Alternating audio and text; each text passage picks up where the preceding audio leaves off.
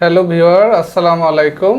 আজকে আমরা হাঁটু ব্যথা নিয়ে কথা বলবো। আপনারা কিভাবে বাড়িতে বসেই ডাক্তারের চিকিৎসা ছাড়া হাঁটু ব্যথার নিরাময় করতে পারবেন সে বিষয়ে আলোকপাত করতে থাকবো, আপনারা দেখতে থাকেন। হাঁটু ব্যথাকে হাঁটু আমরা নি জয়েন্ট বলি, ডাক্তারি ভাষায় হাঁটুকে নি জয়েন্ট বলি। নি জয়েন্টে বিভিন্ন কারণে ব্যথা হতে পারে। এর মধ্যে যারা খেলাধুলা করে, স্পোর্টস করে, আমরা স্পোর্টস বলি। তারপরে অ্যাক্সিডেন্ট, যেগুলো রোড ট্রাফিক অ্যাক্সিডেন্টের কারণে হাঁটু ব্যথা হয়। এছাড়াও যারা কাজ করে, যারা হেভি লেবার, হেভি ওয়ার্ক করে, তাদের হাঁটু ব্যথা হয়। এছাড়া বৃদ্ধ বয়সে হাঁটু ব্যথা হয়, বাচ্চাদের হাঁটু ব্যথা হতে পারে। এখন যারা স্পোর্টস করে তাদের হাঁটুতে ব্যথা হতে পারে। অ্যাক্সিডেন্ট হলে হাঁটুতে ব্যথা হতে পারে। এই ব্যথা থেকে আপনারা কিভাবে ভালো থাকবেন সেটা আমি বলি। নর্মালি হাঁটুতে যে ব্যথাগুলো হয় সেগুলো খেলাধুলা বা অ্যাক্সিডেন্টের রোগীদের হচ্ছে মস্কানি ব্যথা, আমরা বলি স্প্রেন বা স্ট্রেন। এখানে হাড় ভাঙে না, হাড় মস্কায়, আমরা এগুলাকে বলি। এখানে যে লিগামেন্টগুলো থাকে, সফট টিস্যুগুলো থাকে, সেগুলো ওখানে থেতলে যায়, ছিঁড়ে যায়, মাইক্রো টিয়ার হয়, পার্শিয়াল টিয়ার, কমপ্লিট টিয়ার, এই ধরনের হয়। অল্প ছিঁড়ে যেতে পারে, বেশি ছিঁড়ে যেতে পারে। সেসব ক্ষেত্রে এখানে ডাক্তারের কাছে যাওয়ার দরকার পড়ে না। এখানে আপনারা যেটা করবেন যে আমরা 2 থেকে 3 সপ্তাহ রেস্টে থাকতে বলি, হাঁটাচলা দৌড়াদৌড়ি বন্ধ করতে বলি। এছাড়াও হাঁটুর জন্য নি ক্যাপ পাওয়া যায়, এর ক্রেপ ব্যান্ডেজ পাওয়া যায়, রোমনি ব্রেস পাওয়া যায়, সেগুলো 2 সপ্তাহ ব্যবহার করলে এবং যে হেভি ওয়ার্ক, খেলাধুলা, দৌড়াদৌড়ি, সেগুলো বন্ধ রাখবেন। পাশাপাশি আপনার বাড়িতেই ঘরোয়া প্যারাসিটামল, ক্যালসিয়াম ট্যাবলেট খেয়ে নিলে সেই ব্যথাগুলো আর থাকবে না।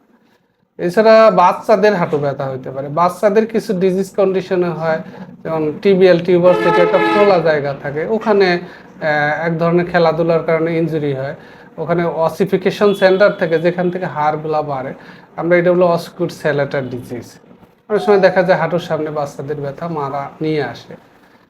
আমরা তাদের কাউন্সিলিং করি, ওষুধটা মূলত আইওয়াশ দেই। তাদের বলি যে খেলাধুলা 3 মাস 6 মাস বন্ধ রাখেন। ওষুধ আমরা মূলত ক্যালসিয়াম দিই বা প্যারাসিটামল দিয়ে দিই। এগুলা খেলাধুলা বন্ধ রাখলেই বাচ্চারা আস্তে আস্তে সুস্থ হয়ে যায়। এছাড়াও বৃদ্ধ বয়সে কিছু হাঁটু ব্যথা হয়, যেগুলো হাড় ক্ষয় আমরা বলি, বা অস্টিও আর্থ্রাইটিস অফ নি জয়েন্ট। যেগুলো হয় নি জয়েন্টের ভিতরে যে ক্যালসিয়াম বা আর্টিকুলার কার্টিলেজ থাকে, সেগুলো শুকিয়ে যায়, কমে যায়, ক্ষয় হয়ে যায়। সেগুলা হচ্ছে যে ব্যায়াম করলে, নিয়ম মানলে ভালো থাকা যায়। যেমন হাঁটুর কিছু আমরা নি এক্সারসাইজ বলি, বা এখানে কোয়াড্রিসেপস স্ট্রেংথেনিং এক্সারসাইজ বলি। হাঁটুকে আমরা নি বলি। সো আপনারা নি লিখে যদি সার্চ দেন, তাহলে নির কিছু এক্সারসাইজগুলো আপনারা দেখবেন। নিয়মিত বৃদ্ধ বয়সে এই ব্যায়ামগুলো যদি করেন, এছাড়া হাঁটুতে জোর, হাড় একবার ক্ষয় হয়ে গেলে বা অস্টিওআর্থ্রাইটিস চেঞ্জ হলে হাঁটু দিয়ে ভারী কাজ করা যায় না। এগুলো একবার সারা জীবনে নিষেধ করে, এবং প্রতিদিন নিয়মিত ব্যায়ামগুলো চালাই গেলে, পাশাপাশি আমরা ক্যালসিয়াম ওষুধ দিই, সেগুলো খেলে সুস্থ থাকা যায়।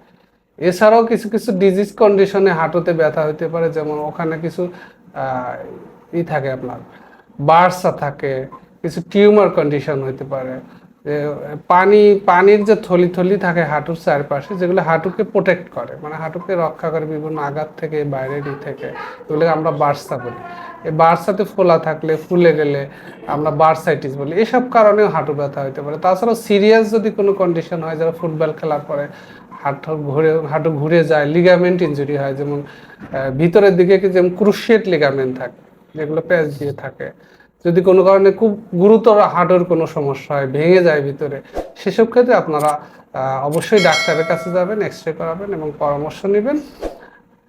যদি আমার এই ভিডিওটা আপনাদের ভালো লেগে থাকে, তাহলে অবশ্যই আপনারা ভিডিওটা, আমার পেজ ফলো দিবেন, ভিডিওটা শেয়ার করবেন, যাতে অন্যদেরও এই ভিডিও দেখে উপকার হয়। ধন্যবাদ।